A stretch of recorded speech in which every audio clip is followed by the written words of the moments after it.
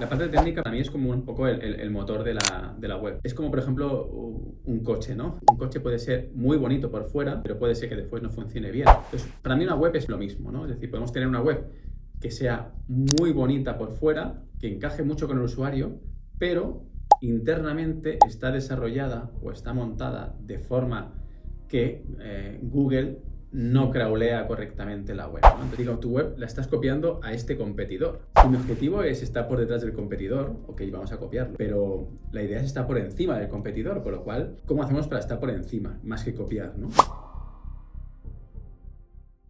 Hola a todos, bienvenidos a un nuevo episodio de SEO sin filtros. Estamos aquí Alex y yo, como cada semana. Hola a todo el mundo. Y hoy creemos que vamos a hacer un episodio que puede ser muy interesante, que es cómo hacer una auditoría SEO o más que hacer, qué cosas tenemos que tener en cuenta en una auditoría SEO. Exacto, ¿Sí? eso es, sobre todo enfocado, ¿no?, a cuando alguien quiere contratar el servicio de auditoría SEO, un poco qué es lo que se puede encontrar con el entregable final y qué proceso sigue todo hasta llegar, ¿no?, a la auditoría como tal. Perfecto, pues podríamos empezar un poco, ¿no?, para aquellas personas que no saben muy bien de qué estamos hablando, al final qué es una auditoría SEO y también, sobre todo, también, ¿no?, que cuánto tiempo se tarda en llevar a cabo, ¿no?, todo el proceso de auditoría. ¿Tú qué opinas al respecto? Una auditoría SEO es la herramienta que nos permite saber el estado en que está la web para poder después determinar cuáles son los cambios que tenemos que hacer y así de esta forma poder implementar pues, la estrategia, los objetivos y todas las acciones que vamos a tener que hacer desde un punto de vista SEO. Una auditoría al final la podemos mirar desde diferentes ángulos, la parte on-page, off-page, la parte técnica, ¿vale? Y es como una especie de foto inicial del proyecto, en el cual es muy normal que se haga pues, cuando hay una migración, cuando hay un proyecto nuevo, cuando hay caídas de tráfico, ¿no?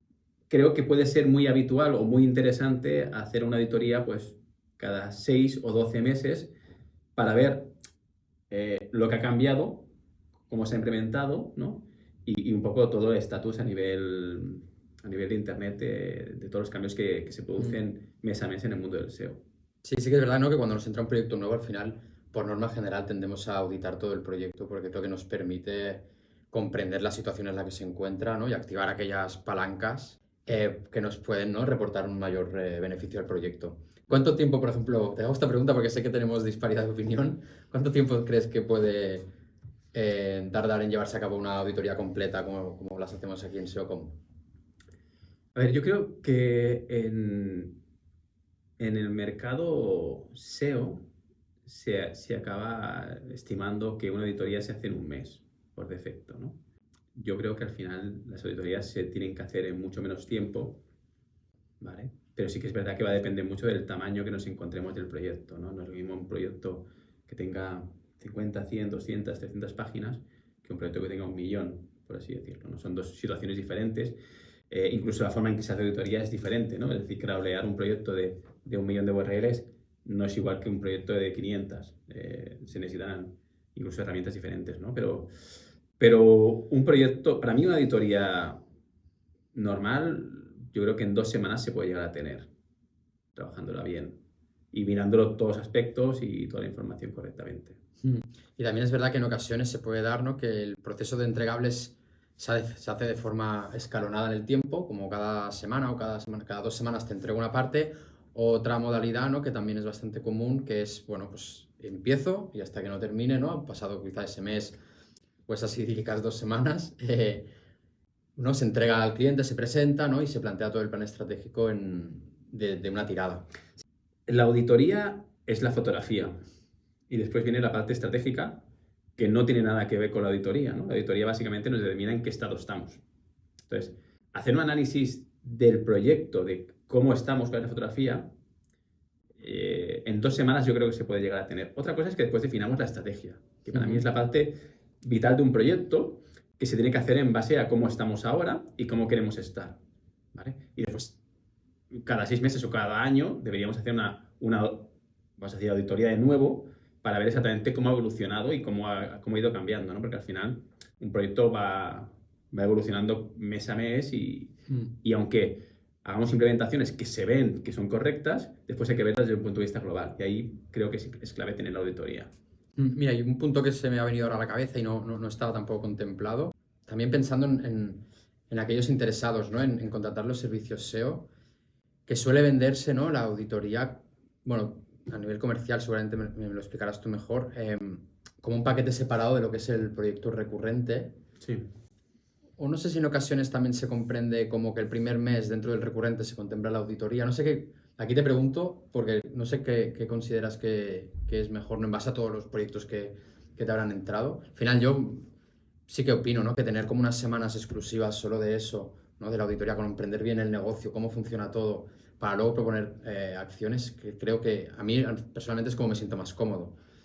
Pero sí que es verdad, ¿no? Que a nivel de coste que le pueda suponer a la persona que lo quiere contratar, a veces, ¿no? Oye, pues son tantos euros, ¿no? Tanto dinero la auditoría y luego empezamos. A veces puede costar de entender. Claro, aquí yo creo que hay una situación. Es que yo creo que el mercado SEO yo creo que es un mercado muy particular, ¿no? Es decir, tú ves propuestas de mucha gente, ¿no? Y mucha gente empieza sin analizar la situación del proyecto, ¿no? O sea, vamos a cambiar esto, vamos a cambiar lo otro. Creo que también depende un poco del tipo de proyecto que sea, ¿no? Y hay cosas que se tienen que analizar primero porque el impacto que tienes que hacer es grave o es grande y según cómo impliques, cómo crees la estrategia puede afectar al proyecto, con lo cual tienes que auditarlo, ¿no? Si el proyecto es muy pequeño, la auditoría es micro, es mini y básicamente no hace falta entrar en mucha profundidad. Y creo que hay que buscar un punto de equilibrio entre cómo es el proyecto y qué tamaño tiene y en qué profundidad queremos llegar, ¿no? Entonces, cuando un proyecto es normal, sí que es verdad que podemos empezar a trabajar y hacer un microanálisis superficial, por encima ver las cosas clave, hacer el keyword research, ver en qué estado estamos. Bueno, ahora lo podemos explicar un poco con más detalle. Entonces puede ser que lo que tú dices, el primer mes pues sea una auditoría dentro del feed recurrente y es más o menos encaja, ¿no? Ahora bien, si tenemos un proyecto grande, no es tan sencillo. Si quieres hacer las cosas correctamente, ¿no? Porque analizar un proyecto de múltiples países, con múltiples sites, con miles o cientos de miles de URLs y todo, no es algo que se haga en una semana, ¿no? Con lo cual, para mí ahí tienes que hacer una auditoría aparte, ¿no? Con un presupuesto aparte y un coste aparte, porque va a haber un punto muy grande de trabajo y después viene la parte de ejecución que es más lineal, ¿no? Otra cosa es que de alguna forma, por política de empresa, quieras repartir el coste inicial ese mensualmente en el fee del cliente, ¿no? Pero creo que la situación es que si es un proyecto muy grande, tiene que haber una inversión muy grande en la auditoría y en la estrategia y en la definición de objetivos, porque conlleva un trabajo mucho más elevado que la ejecución mensual, ¿vale? Sobre todo en un mes centrado. Y son proyectos pequeños, pues sí que lo podemos hacer todo integrado dentro del fee. Perfecto, o sea, creo que es importante, ¿no? Que quede claro que es común ver, ¿no? Cómo se hacen proyectos de auditoría aparte, ¿no? Donde se facturan aparte, que no es algo raro, que quien lo pretenda contratar, pues es común que se encuentre con estas situaciones precisamente por lo que comentas, de que la envergadura del trabajo durante las primeras semanas puede ser mucho más grande, ¿no? Que Sí. durante los siguientes meses, donde ya planteamos la estrategia y las acciones a llevar a cabo durante los meses. Perfecto, pues llegado a este punto, podemos hablar de cómo podría estar compuesta una auditoría, o al menos cómo las entendemos desde la agencia, desde SEOcom, y hemos desgranado pues, diferentes puntos, ¿no? El primero, al final, sería entender muy bien el negocio, algo que se dice mucho y creo que no se aplica tanto porque es algo realmente complejo cuando hablamos de entender el negocio. Pues es que no sé, se me viene a la cabeza, por ejemplo, un e-commerce, ¿no? Pues saber qué es lo que más se vende, recurrencias, clientes, ¿no? Potenciales clientes, público objetivo, toda la idiosincrasia del negocio, que al final es el cliente el que te la tiene que transmitir, sobre todo, y nuestra responsabilidad también es muchas veces en dar ¿no? En preguntar las preguntas adecuadas para comprenderlo mejor. Yo creo que lo que acabas de decir es clave realmente en el sentido de, antes de empezar una auditoría, bueno, también yo creo que depende de lo que entendamos como auditoría, ¿eh? Creo que es importante, ¿no? Si miramos la parte, si haces una auditoría básica de lo que está bien implementado o no, sí que es verdad que el negocio te va dando mal tres patadas, porque simplemente te vas a mirar si los H1s y tal, las etiquetas. Es decir, desde un punto de vista técnico está bien Pero si implementado. quieres ir más allá un poco, ¿no? Sí, pero eso es como quedarte en el nivel 1 súper superficial, ¿no? Es decir, nosotros al final miramos, dentro de una auditoría hay una parte estratégica, y para poder hacer la parte estratégica y para poder entender que lo que está implementado en la web actual es correcto, tienes un punto base, que es el negocio que tú planteas. Y el análisis ese, para mí, es casi el 80% del proyecto, porque hay que entender casuísticas, hay que entender productos que venden, si es un e-commerce, cuáles son los que tienen más margen, por qué es esto, el cliente. Hay millones de cosas desde un punto de vista de negocio que no tienen nada que ver con el SEO, pero que de alguna forma después se tienen que reflejar en la estrategia y en la arquitectura de la web. Con lo cual, si nosotros al final cogemos un proyecto, no entendemos el negocio y lo que determinamos es cómo debería ser la arquitectura, porque lo hemos planteado desde un punto de vista de un keyword research básico, sin entender el negocio, creo que es un grave error, porque podemos estar reflejando algo que no es real. Entonces hay que entender cómo es el proyecto, quién es su cliente, cuáles son los dolores del cliente, por qué nos compran, por qué nos dejan de comprar. Es decir, toda esa parte que no tiene nada que ver con el SEO, ni con nada de implementación técnica, ni nada, pero que después nos va a poder ayudar a implementar las cosas correctamente y en base a una lógica de negocio. Y eso al final es algo que muchas agencias no lo hacen. Tú has dicho que no se acaba de implementar en muchos casos y la realidad es esta, que mucha gente lo dice pero no lo implementa, ¿no? Entonces ves cosas que dices, ¿por qué se ha implementado esto? No, porque el SEO lo dijo ya, pero no es un tema de SEO, es un tema de negocio. Y el SEO tiene que cubrir una necesidad de negocio, no ir a su aire, ¿no? Entonces tenemos que plantear cuál es la parte de negocio, cómo funciona y en base a eso plantearlo. Y para mí es la piedra angular que mueve toda la estrategia SEO y toda la auditoría SEO. Es decir, cómo funciona la empresa, cuál es el negocio, cuáles son los puntos de dolor, cuál es el objetivo de la empresa y cuáles son los márgenes que tiene, y en base a eso empezamos a auditar cosas técnicas, pero después hay partes de la auditoría, como la arquitectura, que están muy vinculados a... Claro, eso es, ¿no? El momento en que tú entiendes todo el funcionamiento del negocio en sí, ¿no? Todas las acciones SEO tienen que ir un poco enfocadas a reforzar todo aquello que sabes que le va a sentar bien al negocio, y sobre todo a nivel de arquitectura, ¿no? A mí me ha pasado, por ejemplo, de gestionar dos e-commerce prácticamente iguales con los mismos tipos de producto, pero plantear la arquitectura de uno muy diferente al del otro, porque el público objetivo de uno es, por ejemplo, de un perfil, ¿no? de mayor poder adquisitivo. Pues no puede... Claro, yo desde un punto de vista obtuso SEO te planteo una arquitectura pensada solo en el SEO, pero tienes que tener en cuenta el rollo, bueno, ojo que a tu cliente puede no interesarle aparecer por determinadas búsquedas, o simplemente quiere priorizar otro tipo de productos porque le dan un mayor margen e incluso a veces una mayor... cómo se muestran ellos, ¿no? ante el público, Claro. por potenciar unas categorías o no otras. Eso es súper importante, porque si no al final tienes que como que rehacerte el trabajo que ya tienes hecho por no haber prestado atención al punto inicial, que es comprender la idiosincrasia del negocio, básicamente. Totalmente, totalmente. Perfecto, Vale. pues vamos al siguiente punto, ¿vale? El final, ¿vale? Tenemos ¿no? el conocimiento sobre el negocio bien cogido, hemos hecho las reuniones pertinentes con el cliente para que nos lo explique bien y todo lo demás. Vamos al primer punto. Al final, lo que hacemos por norma general cuando empezamos a auditar un proyecto es conocer la situación actual del proyecto. Y aquí sí que me gustaría enfatizar en varios puntos. El primero de ellos es que nosotros podemos tener una imagen estática de la realidad actual, ¿no? Por ejemplo, durante el último año las cosas han ido de una determinada forma, pero luego también podemos tener una imagen dinámica de esa realidad. Es decir, durante el último año han habido tantas fluctuaciones, por ejemplo, las ventas que has tenido, ¿no? Han oscilado de esta forma. O sea, no tener únicamente una visión estática, porque eso al final te puede sesgar un poco la toma de decisiones, porque tú al final lo que te interesa es qué tendencia está siguiendo tu negocio durante un periodo determinado de tiempo. Puede ser que durante un X tiempo las cosas te hayan funcionado de determinada manera, pero si analizas un poco más allá y ves cuál es la evolución, puede ser que te encuentres que estás en caída. O al contrario, puede ser que te encuentres que estás en un periodo álgido, ¿no?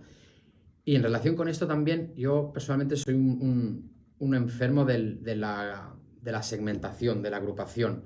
Es decir, a mí de nada me serviría que me dijeran tu tasa de conversión durante los últimos 6 meses ha sido del 2%, sino que me dijeran, oye, de todas las cosas que tú vendes, tu tasa de conversión por cada una de las verticales ha sido esta. Las conversiones que has tenido para cada una de las cosas que tú vendes ha sido esta. Y el tráfico orgánico que tú has cogido para todas las cosas que tú vendes ha sido este, ¿no? Al final, pongo un ejemplo. Imaginemos que tenemos un e-commerce de palas de pádel. Ojalá entre un cliente de pádel que me gustaría un montón. En vez de dar una visión global de la realidad, dar una visión segmentada. Oye, pues todas las palas que tú tienes de X marcas, que sepas que te han reportado este volumen de negocio, tienen esta demanda y el posicionamiento medio que tienes es este. Pues imagínate qué haríamos si mejoráramos el posicionamiento medio, porque hemos visto que con la demanda que tienes incrementarías las conversiones en un tanto por ciento.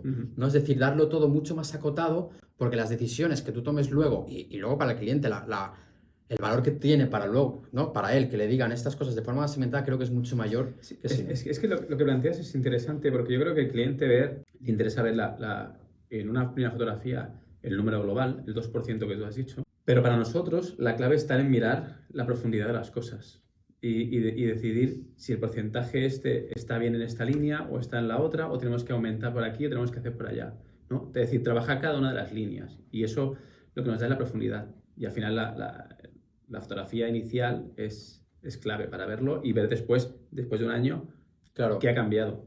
Y eso te permite al final buscar el equilibrio entre tu situación y lo que puedes lograr. Es decir, si yo veo que para una determinada vertical, imaginemos, ¿no? Que me encuentro en una situación donde una determinada vertical no tiene la mayor demanda de todas ellas, pero a la vez es lo que tiene más ventas, y veo que su posicionamiento para las principales consultas es bastante mejorable. Pensaré, ostras, por muy poco que toque aquí, el impacto que puede tener es mucho mayor que centrándome en otras verticales donde creo que el impacto podría ser bastante menor. Al final se trata de obtener aquellos datos que te permitan tocar las teclas adecuadas para, sobre todo en el SEO, ¿no? Que se habla mucho del largo plazo, pues intentar buscar la forma de acotar ese largo plazo lo máximo posible para dar los resultados también lo antes posible. Es que además, cuando tienes un proyecto de cierto tamaño, yo creo que es clave hacer ese tipo de segmentaciones, porque si lo miramos sin esa profundidad, podemos tener datos sesgados, ¿no? Podemos creer cosas, pero que cuando rascas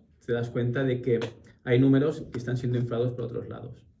Con lo cual, al final, si de alguna forma hacemos esta segmentación que tú dices, de alguna forma tenemos información mucho más detallada y podemos decir, de toda esta línea, tenemos estas características que están funcionando súper bien y que de alguna forma, de forma agregada, están tapando, claro, las que no funcionan correctamente, ¿no? Entonces, al final, desde un buen SEO podemos decir, oye, eso está perfecto, pero esto de aquí tenemos que trabajarlo porque podemos aumentarlo. Y aunque en el cómputo global es genial, hay una parte que se está viendo afectada por lo otro. Entonces, es interesantísimo esa parte. Pues una vez tenemos vista la realidad total del proyecto, el siguiente punto que es súper interesante también trabajar es un análisis del mercado en el que nos encontramos. Al final esto muchas veces sale de lo que hemos hablado muchas veces y es muy común en el SEO, ¿no? Que es el Keyword Research, pero un buen estudio de palabras clave al final lo que te tiene que dar te tiene que indicar qué demanda hay en el mercado en el que te mueves, qué es lo que más se busca, su estacionalidad y todo este tipo de métricas que te digan, ostras, pues yo en el entorno en el que me estoy moviendo para este cliente, comprender muy bien, ¿no? Qué es lo que más y menos se demanda.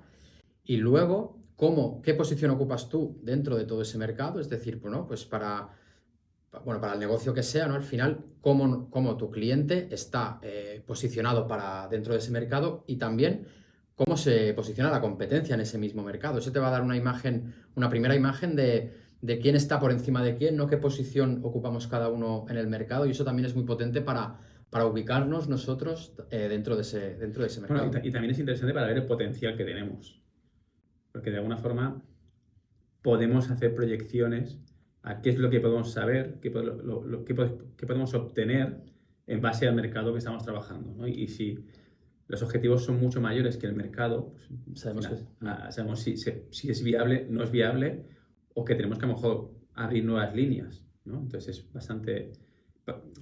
Uno de los puntos clave de una auditoría es el Keyword Research, pero ya no solo como mucha gente lo hace, ¿no? Es decir, con palabras y tal. De alguna forma hay que segmentar todo eso y alimentarlo con información para que básicamente nos dé datos y nos permita tomar decisiones sobre el proyecto. Exacto. Yo creo que el documento clásico de Keyword Research con todas las keywords y su demanda es algo que el cliente casi que no debería ni ver. Quizá lo puede curiosear por ver cómo se ha hecho o cómo está estructurado, pero lo que tendría que ver el cliente idealmente es los insights, ¿no? ¿Qué te indica todo este estudio que tú has hecho, ¿no? Y es al final lo que le va a aportar al cliente valor, no revisar línea por línea todas las keywords que a veces pueden ser 3000. Yo creo que puede ser interesante dedicar un episodio solo a cómo vemos nosotros el Keyword Research, porque nosotros tenemos un Keyword Research que además personalmente creo que se ha popularizado mucho, y creo que la evolución que tenemos nosotros de Keyword Research es algo que la gente no hace, y creo que puede ser interesante que otras agencias vean cómo lo hacemos para que aporte mucho más valor a un cliente, sinceramente. Porque es lo que tú dices, la palabra para nosotros es interesante, pero para un cliente es más importante el resto de cosas. Claro. Y eso creemos que si lo hacemos, si lo podemos mostrar, creo que puede ser algo interesante para todo el mundo. Y relacionado con ello, lo que hacemos también cuando analizamos el mercado es... los SEOs al final nos fijamos mucho en las hojas de resultados que muestra Google ante determinadas consultas. Y entonces lo que tenemos también muy en cuenta aquí en la agencia es un análisis detallado de, para todas las consultas objetivo que nosotros creemos que le va a reportar negocio al cliente, qué tipología de hojas de resultados se muestran. Es decir, si se muestran vídeos, si se muestran imágenes, si se muestran diferentes módulos que aparecen normalmente en Google. Y ahora con todo el tema de la inteligencia artificial, ¿no? Si el módulo de AI Overviews, que es el módulo que sale habitualmente en la parte superior para determinadas consultas, está presente o no, porque eso influencia mucho en el tráfico que podemos captar. ¿Por qué digo esto? Porque al final, cómo muestre o qué módulos muestre Google frente a nuestras consultas objetivo va a determinar cómo ha de ser nuestras acciones para tratar de copar el mayor número de espacio dentro de las hojas de resultados. Si vemos que se muestran vídeos, pues habrá que liarse con los vídeos. Si vemos que se muestran imágenes, tenerlas bien optimizadas y bien puestas. Si vemos que se muestra el grid de productos, pues tener Merchant Center y las fichas de producto bien optimizadas, ¿no? Al final, todo aquel enriquecimiento que saquemos de un Keyword Research nos permitirá luego tomar mayores decisiones. Bueno, de alguna forma es la intención de búsqueda del usuario. Exacto. Y cómo Google resuelve esa intención. Perfecto, pues una vez tenemos bien comprendido el negocio, analizado bien el mercado en el que nos encontramos, pasamos al siguiente punto, que es el análisis de la competencia. ¿Vale? Aquí también es algo un poco complejo porque hay como muchas formas diferentes de hacerlo. Al final no importa tanto cómo lo hagas, sino qué esperas encontrar de ello. Al final, a mí personalmente, cuando analizo las webs de la competencia, me importaba bien poco si tienen a nivel técnico la web bien o no la tienen bien. A mí lo que me interesa ver es sobre todo qué están haciendo bien para de alguna forma poder inspirarme, ¿no?, en ciertas acciones que ellos están haciendo y que el proyecto que estamos llevando nosotros todavía no. Pero yo creo ahí, perdona que te interrumpa, creo que hay un punto que creo que es interesantísimo con la competencia, y el otro día estaba hablando con una persona que se dio una casuística curiosa, ¿no? Es decir, yo creo que hay que analizar la competencia para ver la comparativa con cómo estás tú, en qué canales estás bien, mal, o qué es lo que se puede hacer.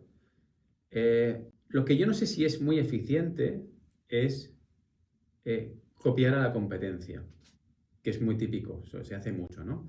Es decir, yo la semana pasada tuve una conversación, una reunión con un proyecto que fue muy, muy curioso, ¿no? Porque es un proyecto que muy relevante, con muchísimo tráfico y que ha tenido una caída bastante grande, ¿no? Entonces, en la conversación fue, ostras, me estoy dando cuenta de que, digo, tu web la estás copiando a este competidor. Digo, entonces, hay una casuística que se da, que es que si mi objetivo es estar por detrás del competidor, ok, vamos a copiarlo. Pero la idea es estar por encima del competidor, con lo cual, si estás copiando a tu competidor, puede ser que lo superes, porque tienes más autoridad o menos, pero en el fondo lo que habría que plantearse es cómo hacemos para estar por encima, más que copiar, ¿no? Y la casuística que se dio, que además el cliente dijo, es curioso porque cuando yo era líder del mercado, todo el mundo me copiaba a mí. Yo tenía una caída, una casuística, y ahora hay otra persona que se ha puesto en mi puesto, ¿no? Y ahora todo el mundo estamos copiando a este. Pero si te fijas, digo, todo el mundo está, o el líder está subiendo y todo el mundo no está subiendo, porque en el fondo tienes que hacer las cosas diferentes si queremos subir, ¿no? Entonces yo creo que el análisis de la competencia es clave para entender y para ver gaps y oportunidades que tenemos para superarle. Pero creo que no es lo más efectivo para copiar lo que está haciendo, ¿no? Y creo que es algo que yo creo que en el mundo hay dos tipos de personas, ¿no? Los que copian y los que innovan de alguna forma, ¿no? Y creo que está muy bien copiar, creo que es ideal. No pasa nada en que copiemos las cosas, pero creo que tienes que dar un punto de innovación a las cosas, un punto diferencial, porque si no, siempre vas a ser el segundón, ¿no? Y si tu objetivo es ser ese segundón, que hay muchos negocios que son perfectos siendo segundones, Y de rentables. y súper rentables, es genial, pero si tú quieres ser líder, tienes que pensar de forma diferente, ¿no? Y ver exactamente la competencia, dónde está, cuál es el gap que tiene frente a nosotros y cuáles son las oportunidades que tenemos para poder superarles, ¿no? Y un poco que te quería poner este inciso porque es que me ha venido a la mente la reunión esta que tuve y me pareció muy apropiado introducirlo en el momento, ¿no? Decir, oye, cuando yo era líder me copiaban, ahora es otro líder, yo copio, y cuando él era líder nadie le ocupaba porque estaban copiando, entonces al final es como, vale, ok, no hace falta... Es interesante, aquí matizar un punto que tenía también en mente era el tema de cuando vamos a hacer el análisis de la competencia, es qué competidores seleccionamos. Al final, a nuestro cliente le puede interesar, ¿no?, que nos comparemos bueno, que le demos reportes sobre la situación de determinados competidores. Desde un punto de vista SEO tendemos a fijarnos en aquellos que más vemos en las hojas de resultados. Y aquí depende también muy bien qué posición ocupamos nosotros en el mercado, ¿no? Si nosotros somos los líderes, podremos hacer un benchmark pues mirando hacia abajo porque somos los primeros. Ahora bien, rara vez nos encontramos en esa situación y siempre tendemos a tener proyectos donde mirando arriba también encontramos diferentes players. Pero aquí matizar que muchas veces al final a mí lo que me ha ido en ocasiones bastante bien es seleccionar competidores que ocupen diferentes posiciones en el mercado, algunos que estén por encima y luego otros que estén por debajo. ¿Por qué? Porque cuando nosotros analizamos, no sé, para una determinada consulta, ¿no? Bastante relevante para nosotros, y si nos fijamos en aquellos competidores que pueden estar en la posición 9, 12, 15, en ocasiones encontraremos competidores que están haciendo las cosas muy bien, pero el SEO algo que prima mucho es la autoridad, por ejemplo, ¿no? Entonces podemos encontrarnos con competidores con una mucha menor autoridad y reputación de marca, a los cuales Google no les da las primeras posiciones porque puede ser un mercado muy competido, pero que a la vez están planteando pues arquitecturas web súper chulas, a nivel de contenido lo están haciendo súper bien, están abarcando diferentes áreas de contenido muy relacionadas con su negocio, lo conectan todo súper bien, que al final es donde nosotros, ¿no?, en muchas ocasiones también podemos un poco inspirarnos en este tipo de competidores más en el segundo plano, porque en muchas ocasiones encontraremos que están haciendo las cosas muy bien. Esto teniendo en cuenta un poco lo que decías, ¿no?, de no basar nuestra estrategia únicamente en copiar, porque al final, como mucho, llegaremos a ese resultado en el cual están... Es que al final, yo creo que puedes tener un competidor que sea el líder en el cómputo. Es que es lo mismo que hablando antes de la segmentación, ¿no? Puede ser el líder en el cómputo global, pero después un competidor muy pequeño es líder en un nicho, que en el fondo también forma parte de tu negocio, con lo cual también tienes que analizarlo. No el grande, porque el grande a lo mejor tiene 1000 referencias, por poner un ejemplo, y es líder en 500, pero después hay líderes mucho más pequeñitos de nicho y hay que hacer el análisis completo de todo. Total. Entonces, seleccionar bien los competidores y hacer los análisis pertinentes para tener toda la visión holística del mercado previo y luego de la competencia ahora, ¿no? Sería como los primeros análisis que haríamos en una auditoría para ver un poquito en la realidad del proyecto y la realidad del sector en el que nos encontramos. Y luego ya vendrían todo el conjunto de acciones, todo el conjunto de análisis más internos para que luego nos lleven a tomar las mejores decisiones, ¿no? Entonces aquí, cuando ya tenemos analizado todo el entorno, pasaríamos a analizar la web, ¿no? Toda la parte técnica y toda la parte on-page que comentabas antes. En ocasiones esto será muy relevante, En otras ocasiones quizá no tanto, porque las acciones que debemos tomar van en consonancia con otro tipo de acciones, ¿no? Pero al final, dentro de la parte SEO, siempre analizamos, ¿no? Pues que Google pueda descubrir, rastrear e indexar todas las URLs que nos interesan. Nos interesa pues también medir la velocidad de carga, ¿no? Ver la experiencia de usuario como es, que esté todo adaptado a móviles, que hoy en día parece algo evidente, pero en ocasiones nos encontramos como los diseños en móvil patinan un poco. Y es algo que también tenemos que mirar, ¿no? Toda la parte técnica y de accesibilidad a los bots para que puedan clasificar, indexar y clasificar nuestro contenido. Una vez tenemos esta parte más on-page y demás, podremos analizar toda la parte de contenido, desde arquitectura, si todo el contenido transaccional e informacional cubre una intención de búsqueda. En ocasiones nos encontramos con blogs, por ejemplo, que se han liado a redactar a diestro y siniestro, pero sin un análisis previo de qué demanda existe en el buscador sobre determinadas potenciales temáticas. Y si se ha hecho ese análisis, muchas veces vemos como que el contenido no termina de resolver, ¿no?, esa intención de búsqueda. Es decir, tú tienes que adecuar tu contenido en base a lo que el usuario espera encontrar y también un poco lo que Google también espera encontrarse, ¿no? Si no resuelves adecuadamente eso, rara vez aparecerás entre los primeros resultados, ¿no? Y luego la vertiente transaccional también, cómo están enfocando ese contenido. Cada vez vemos páginas de listados, por ejemplo, más dinámicas, donde a nivel de diseño también encajan mucho, donde el contenido se resuelve bien. Y todo eso al final es la parte más de contenidos que tenemos en cuenta, ¿no? El análisis de la competencia previo también nos habrá dado lo que comentabas antes, ¿no? Aquellos gaps de información, por ejemplo, con competidores está tratando y nosotros no. Y eso nos puede dar ciertos insights de por dónde también tenemos que tirar en base a todo ello. Correcto, sí, sí.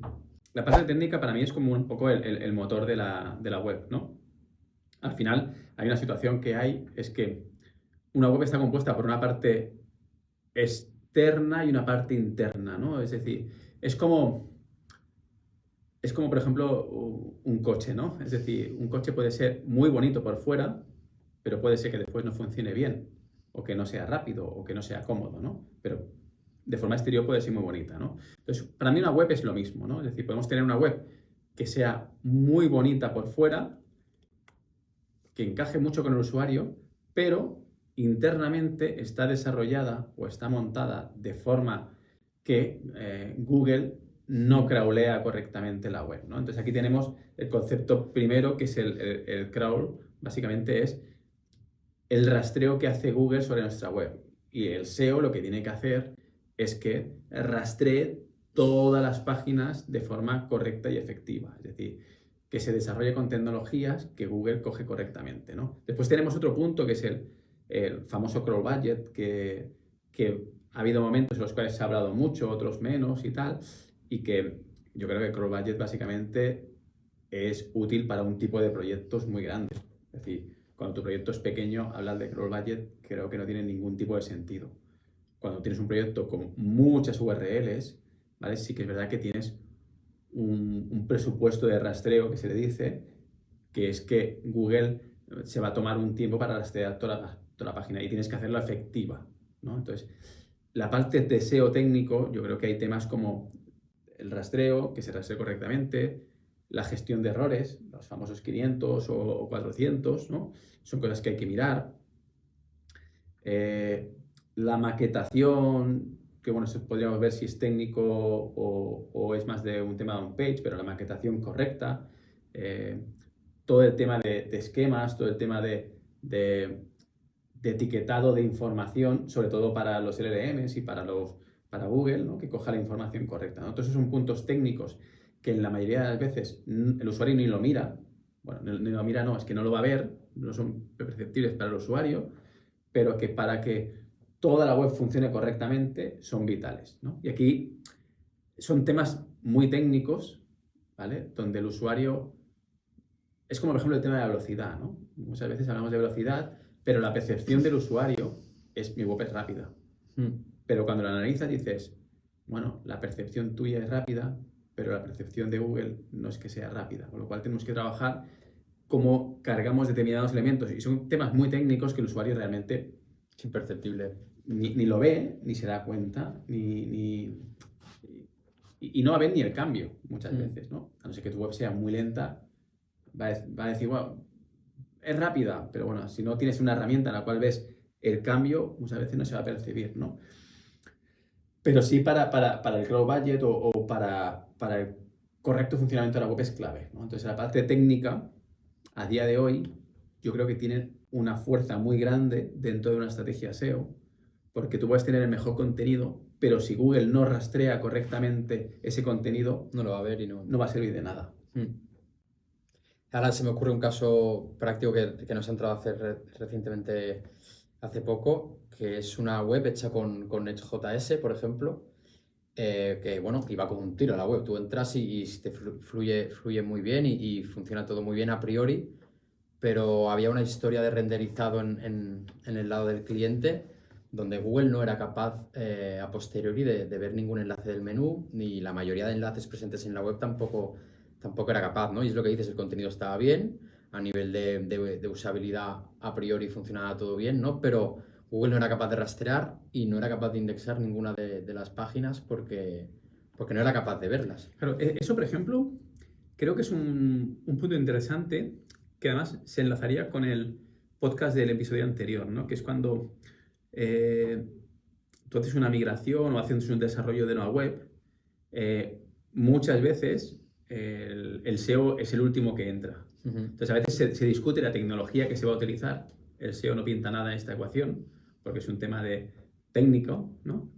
Y cuando se desarrolla la web, se desarrolla con tecnologías que no son correctamente rastreables, primero por Google, que es el que tiene la tecnología más avanzada de rastreo, pero ya luego si Google no lo rastrea, los LLMs ya ni por casualidad, ¿no? Entonces, es un punto en el cual cuando el SEO entra, tiene que empezar a aplicar cosas y decir, oye, es que para Google rastree correctamente la página, tenemos que empezar a hacer bla, bla, bla, bla, bla, ¿no? Y todo esto se podría haber evitado si Google o si el SEO hubiera entrado en un previo, ¿no? Entonces es curioso el punto. Yo creo que hay que potenciar o promover mucho más a la figura del SEO en todo el proyecto transversal, sobre todo por un tema de eficiencia y de ahorro de costes. Entonces, como resumen, al final, la parte técnica podríamos entenderla como todo el conjunto de acciones que se encargan de que los bots puedan entrar, puedan descubrir nuestras URLs, puedan rastrearlas y no haya ningún impedimento para que las puedan indexar en sus motores de búsqueda, ¿no? Al final es lo que nos interesa, ¿no? Que no haya problemas de este tipo. Sí, al final básicamente nos encontramos, es un poco con esto, ¿no? La parte de crawleo, ¿no? O de rastreo, la parte de indexación correcta de la información para evitar problemas como lo que tú has dicho en el proyecto este. También hay un tema de etiquetado, un tema de arquitectura, que habría que ver si se mete dentro de la parte técnica, porque... Sí, la arquitectura a mí me gusta más ponerle la parte de contenidos al final, porque es la forma un poco más, bueno... Por eso es que hay puntos que son un poco... que están entre las dos partes, sí. ¿no? Porque la arquitectura forma parte de las dos partes, ¿no? Porque a veces hay enlazado interno y tal, pero sí, y todo esto al final, de forma muy resumida, porque toda la parte técnica es mucho más profunda, ¿no? Nos podemos básicamente dedicar horas a hablar sobre el punto este, pero yo creo que se podría resumir en esa parte de forma muy simplificada. Perfecto, pues luego pasaríamos a lo que comentábamos antes, el análisis de contenidos, ¿no? Al final, lo que ya dejábamos un poco entrever, ¿no? Que todos los contenidos intenten satisfacer una intención de búsqueda que al final es lo que Google premia, ¿no? Un poco. Eso es la parte que se llama SEO on page. Exacto. La parte de SEO on page que se conoce como en el sector. Sí, que al final es todas las acciones que tú puedes llevar a cabo dentro de tu página web, porque luego está el SEO off page, que es todas las acciones que pueden llevar a cabo fuera del mismo site. Yo creo que depende del SEO, lo ves de formas diferentes, ¿no? Yo al final un proyecto lo veo como la parte técnica, que para mí sería el motor, ¿no? De toda la plataforma, el SEO on page, que es la parte que yo veo desde fuera, ¿no? Es decir, contenidos, la usabilidad, el enlazado y todo, ¿no? Y la parte off page es la parte del enlazado externo, ¿no? Para mí son las tres variables que se trabajan, ¿no? Y a nivel on page, esto lo que hace referencia al keyword research, a la generación de contenido, al enlazado interno, El menú de al navegación, menú de navegación, la usabilidad, un poco a la experiencia de usuario, por así los decirlo, ¿no? títulos, H1, todo esto. Pero más allá de las etiquetas estas, al final quiero remarcar la importancia que decía, ¿no? De cubrir la intención de búsqueda. Es decir, puedes tener no sé, un SEO page aparentemente bueno, pero si los contenidos no han sido elaborados para cumplir una determinada función que es capitalizar cierta demanda que ha habido un estudio previo, ¿no? De nada te servirá que tengas ¿no? el H1 o el título bien si luego eso no va enfocado a absorber una demanda que hay en el buscador. Sí, totalmente. Es clave esa parte. Y además es clave porque yo creo que hay un error que se hace en el sector SEO, que es que muchas veces hay una serie de SEOs que se basan 100% en el volumen de búsquedas. No se basan en el negocio ni en la intención. Es decir, hacer análisis, nos basamos en volúmenes y decimos, queremos posicionar este tipo de keywords, ¿no? Simplemente porque tienen un volumen de búsquedas, ¿no? Y al final yo creo que hay que analizar muy bien el negocio, la intención, y a veces el volumen de búsquedas no es relevante. Lo relevante es la generación de negocio que va a hacer estas keywords, ¿no? Y hay keywords con mucho volumen que no aportan nada, ¿no? Y a día de hoy, además con todo el tema vamos a decir, de LLMs y eso, que hay una parte de información o keywords transaccionales e informacionales que no van a llegar, sobre todo informacionales, creo que este paradigma ha cambiado, ¿no? Y hay que trabajar un tipo de keywords a nivel de site para generar autoridad y para generar conversión, ¿no? Y eso para mí es todo parte de negocio. Cojo lo que has dicho a nivel del LLMs porque debido a, bueno, al final, para quien no lo sepa, ¿no? Los LLMs son lo que conocemos popularmente como los modelos de inteligencia artificial, ¿no? Para que nos entendamos, aunque hay bastante miga más detrás. También está bien ahora que ha surgido todo ello, ¿no? Dentro del proceso de auditoría, medir la presencia del proyecto en cuestión con los LLMs. O sea, qué presencia tiene el proyecto en cuestión en los determinados modelos de inteligencia artificial, ya sean ChatGPT o Gemini o el que sea, ¿no? Sí que es verdad que aquí tengo opiniones encontradas porque, por un lado, veo muy difícil, por no decir prácticamente imposible, el hecho de monitorizar los prompts, ¿no? Aquellas consultas que hacemos dentro de los modelos de inteligencia artificial, básicamente porque no conocemos qué consultas se llevan a cabo. Igual que una keyword sí que sabemos cómo es la keyword, cuándo se busca y demás, con los prompts no lo tenemos. Pero sí que es verdad, o sea, que aunque piense que el análisis que hagamos sobre la presencia en los diferentes modelos de IA de nuestro proyecto está cogida con pinzas, a la vez sí que pienso que debemos de alguna forma tratar de evaluar si a grandes rasgos tendemos o no tendemos a aparecer dentro de estos modelos de inteligencia artificial. Podemos de alguna forma generar ciertos tipos de prompts que nosotros creemos que pueden resultar útiles para un tópico en cuestión y ver de qué forma responden las IAs frente a estos prompts. También es verdad que puedes hacer tú un prompt en tu casa y luego yo uno en la mía y puede ser que la respuesta que nos des es diferente. Además de, por lo tanto, ya estaríamos viendo, puede ser que el cliente aparezca para el tuyo y no para el mío. Pero es que eso pasa a día de hoy,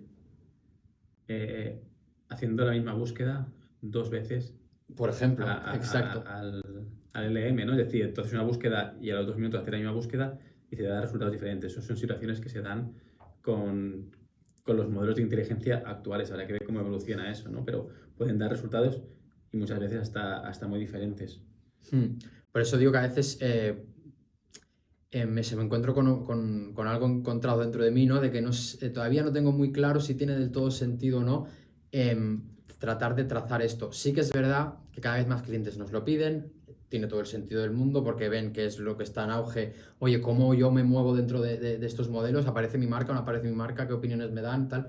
Y sí que es verdad que hacer cierto control sobre ello tiene todo el sentido del mundo para ver por dónde van las cosas, pero creo que se nos escapa un poco de las manos, ¿no? Al final cada vez hay más herramientas que tratan de medirlo, incluso desde la agencia también tenemos nuestros procedimientos para hacerlo, pero sí que es verdad que no es algo tangible ni algo que podamos demostrar de forma empírica, ¿no? Que tu presencia en los modelos de inteligencia artificial es esta. Pues bueno, podemos acercarnos o intentar de aproximarnos, pero no es algo empírico ni nada fijo según mi punto de vista. Yo creo que ahí podríamos un día traer aquí a Daniel Peris del LLM Pulse, que básicamente tiene un tracking no sé si se podría decir como de prompts, ¿no? Para ver cómo ellos lo resuelven y ver, bueno, comentar nuestro punto de vista y el de ellos. Creo que puede ser Sería interesante. Es algo que poco a poco se va a ir popularizando más y ahora mismo todas las herramientas que funcionaban 100% con Google están empezando a crear esta rama. Y sí que es verdad que la tipología de búsquedas del usuario está cambiando, ¿no? Es decir, antes tú buscabas hotel barato, ¿no? Y era la keyword, vamos a decir, principal, ¿no? Hay un long tail, ¿no? Pero con los LLMs las búsquedas son mucho más amplias, con un contexto, entonces cambia mucho, ¿no? Y luego hay una respuesta y hay otro output. Y hay conversaciones y entonces es muy diferente, ¿no? Y creo que con la IA acaba siendo un poco todo más opaco a día de hoy, pero yo creo que tarde o temprano se acabará teniendo más información sobre las tipologías de búsqueda que hacen los... Sí, esto lo comentamos en el primer podcast y... Sí, y yo creo que al final acabará saliendo porque forma parte del negocio de ellos. Perfecto, pues ahora que tenemos visto esto, ¿no? Podemos recapitular un poco al final. Nos entra el proceso de auditoría, sobre todo para la gente que esté pensando en contratar el servicio, ¿no? ¿Qué esperar sobre ello? En principio, los SEOs nos pondremos muy pesados, deberíamos ponernos pesados en entender el negocio para luego poder tomar las acciones oportunas. Y de forma muy simplificada, analizamos la situación actual del proyecto, hacemos un estudio del mercado, donde analizamos toda la demanda que hay y qué posición ocupamos con esa demanda, analizamos la competencia y luego pasamos a analizar un poco la realidad de la web, ¿no? Que hay diferentes formas de agruparlo, pero podríamos entenderlo como SEO on-page, la parte técnica, y luego pasaríamos, bueno, hemos hablado también de la presencia en LLMs como algo ahí un poco más etéreo, Sí. y luego pasaríamos a la parte off-page o parte de autoridad, según qué proyectos, ¿no? Lo que entendemos como también EAT, para según qué tipos de proyectos, ¿no? Cada vez está resultando más importante. Me ha parecido curioso la parte de AT que has comentado, la parte off-page. Porque me refiero a la parte de AT es un mix entre on-page y off-page. Es decir, la parte de AT es cómo representa o cómo entiende un usuario a la hora de escribir, la autoridad de un usuario, por así decirlo, pero que es un mix entre la parte de on-page y la parte O off-page. sea, creo que puedes trabajar el EAT en tu parte en la web, a nivel on-page, pero creo que la gran fuerza que hay del EAT está fuera de tu página web. Al final, bueno, para que no lo sepas, son las siglas de experiencia, conocimiento, autoridad y confianza, exacto. Y creo que todo eso a ojos de Google se le demuestra mucho más fuera que no dentro.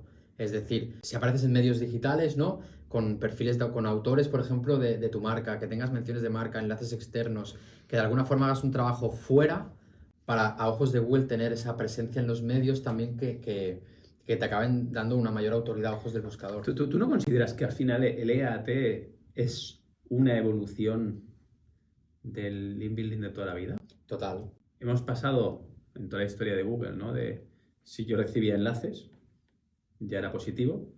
Google después evolucionó a, depende de quién sea, pues tiene más autoridad, ¿no?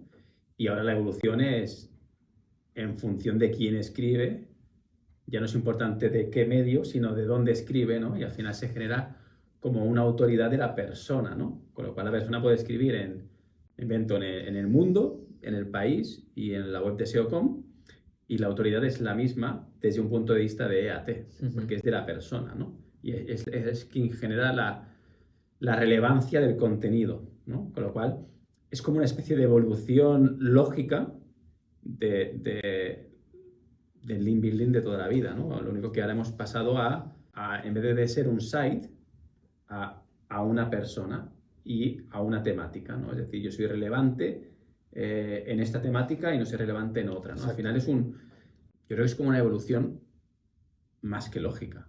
Sí que es verdad que a nivel interno también en nuestra web podemos hacer mucho para mejorar esa experiencia a ojos de Google, ¿no? Si llevamos una tienda de moda y generamos mucho contenido en determinada área de nuestra web, al final Google puede dotarnos de cierta relevancia para ello, pero sí que es verdad que a nivel externo, ¿no? La aparición en ciertos medios relacionados con nuestro sector, con autores de referencia que formen parte también de nuestra empresa y demás, todo eso genera una autoridad que es un factor de posicionamiento directo y muy, muy relevante. Yo creo que va a ser el factor uno de los factores más relevantes para mí en todos los sectores.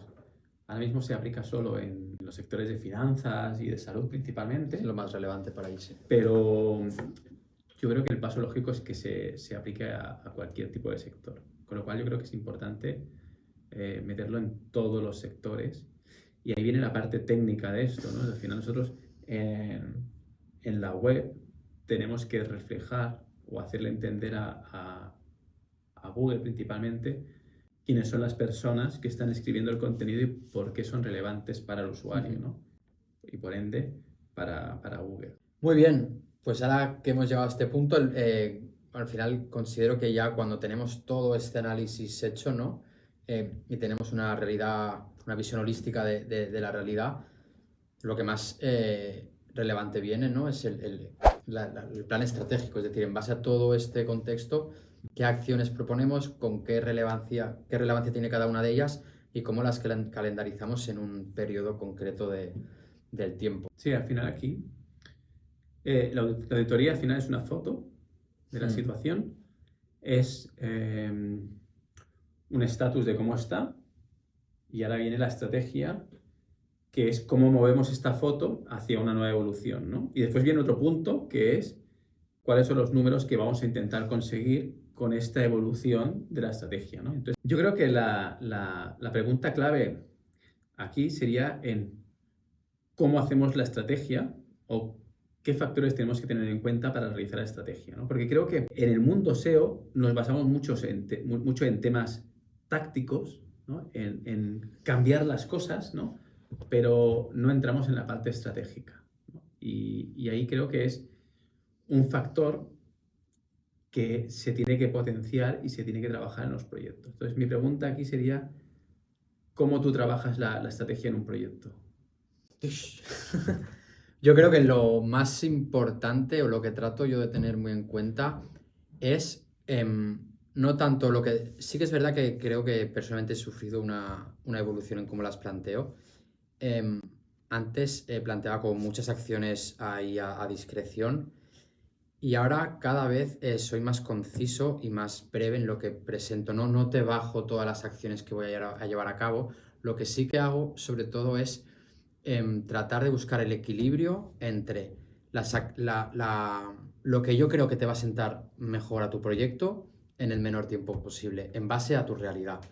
Y muchas veces eso se puede plasmar con el típica matriz de esfuerzo-beneficio, por ejemplo. Ahí ya tendríamos un conjunto de medidas que nos irían, que tendrían un mayor o un menor impacto durante un periodo determinado de tiempo. Al final considero que lo realmente complejo aquí es saber qué teclas tocar en función de tu realidad y cómo las priorizo. Creo que sería clave también el plan de definir cómo vamos a atacar esas acciones desde un punto de vista estratégico, ¿vale? Desde un punto de vista de por qué hacemos esto y no hacemos lo otro, para poder alcanzar los objetivos, ¿no? Y después también otro punto sería determinar, en base a estas acciones, cuál es la suposición de los objetivos que vamos a alcanzar. Claro, ahí entiendo que siempre hay que justificar todo con números y al final es un poco la forma de vamos a ir por este camino porque te quiero reportar este rendimiento, pero sí que es verdad que el mundo del SEO a veces es complicado aventurarse a lograr ciertos objetivos y más ahora, ¿no? Que vemos que inteligencias artificiales y demás pueden un poco revolverlo todo. Totalmente de acuerdo, pero yo creo que en la vida tienes que tener unos objetivos. Al final, eso es importante. Tienes que tener unos objetivos y al final sí que es verdad que pero bueno, es que en el mundo SEO y en cualquier mundo. Es sí, decir, pero por ejemplo en PPC seguramente sea más sencillo establecer qué impacto va a tener una acción, una campaña que sí que es verdad que la capacidad de reacción de una campaña de paid es mucho más rápida y la campaña de reacción de un proyecto a nivel de SEO va a variar mucho en función de quién seas, ¿no? Es decir, si es un proyecto con mucha autoridad, la reacción es muy rápida. Si acabas de nacer ahora, la reacción va a ser un poquito más lenta o muy lenta y vamos a tardar, ¿no? Pero de alguna forma tenemos que tener una proyección y decir, oye, mira, mi sueño es llegar a final de año con estos números, ¿no? Y todas mis acciones tienen que irse enfocadas hacia ese número. Sí, creo que si no definimos un objetivo en cualquier tipo de proyecto, creo que el rumbo no lo tienes muy marcado. Y al final vas haciendo... Es fácil caer en esa situación, ¿eh? Que vas ahí un poco... Claro, y muchos SEOs es como... Es que es difícil. Obviamente es difícil porque dependemos... Primero dependemos de un ente, que principalmente es Google. Ahora también hay LLMs, pero bueno, principalmente Google. No sabemos su hoja de ruta, con lo cual no sabemos si mañana va a haber un cambio de algoritmo, si va a potenciar A, va a potenciar B, va a potenciar C, y a lo mejor tú estás trabajando para hacer algo y mañana Google te evalúa y ahora se va para otro lado. No destaca por ser un entorno estable, el Google. No es estable, ¿no? Pero sí que de alguna forma tenemos que decir, oye, queremos llegar a 100, estamos en 5 y mi hoja de ruta es bla, bla, bla, bla, para llegar a 100, ¿no? Y después al final nosotros tenemos que surfear la ola en función de la evolución que haya y decir, oye, Google ha cambiado, ha sacado un algoritmo nuevo. Al final yo creo que los cambios de algoritmo, creo que no son problemáticos para según qué tipo de proyectos y de cómo los hayas trabajado. Al final dices, ostras, no sé, mi percepción es que a veces hay proyectos en los cuales, a no ser que haya un cambio de paradigma de cómo Google enfoca las cosas, los cambios de algoritmo son ajustes para de alguna forma dar mayor relevancia y de calidad a tus contenidos, ¿no? O a tu plataforma, ¿no? Con lo cual, si tú haces las cosas correctamente, vale, sí que es verdad que a nosotros nos ha pasado que hay momentos en los cuales hay un proyecto que cae porque Google ha cambiado algo o el típico core update. No, es que, ¿qué ha pasado? Pero tampoco hay que volverse locos. Al final decir, oye, a ver, lo que estamos haciendo es correcto. Google no trabaja con 4 webs, trabaja con miles de millones de webs. Con lo cual, los algoritmos pueden afectar. Es como, tranquilidad, paciencia, lo que estamos haciendo es lo correcto. Vamos a seguir así y ya está. Y después vemos que al cabo de 1 o 2 meses o incluso semanas a veces se ajusta y vuelve a crecer. Porque al final es muy difícil gestionar miles de webs con la máxima calidad y todo. Hay cosas que te van a afectar. Pero cuando hay un update, después hay una corrección de cosas. Y si tú has hecho bien correctamente, las cosas, en el fondo, no sé, sí que es verdad que hay momentos en los cuales puedes tardar más en recuperar, ¿vale? Pero al final, a medio plazo o a corto plazo se acaba recuperando si has hecho las cosas correctamente. Yo creo que es como todo en la vida. Si tú haces las cosas al límite, tú ya sabes que tienes un riesgo.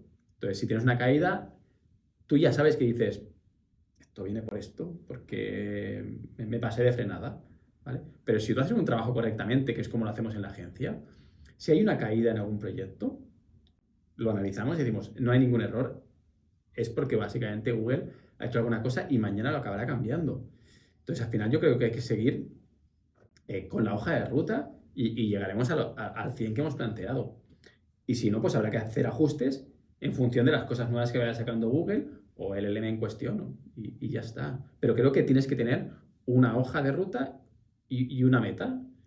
Después veremos si llegamos al 100, a 120 o llegamos al 90.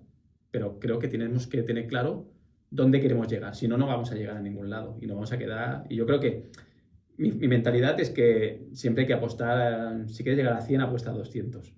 Entonces, los objetivos al final sí que es verdad que son necesarios, no hay que tenerlos, pero teniendo en cuenta un poco el entorno cambiante en el que nos movemos. Sí. A ver, lo ideal sería, es decir, en enero tengo 10, en febrero 20, en tercero 30, eso sería... bueno, yo creo que eso no sería el SEO.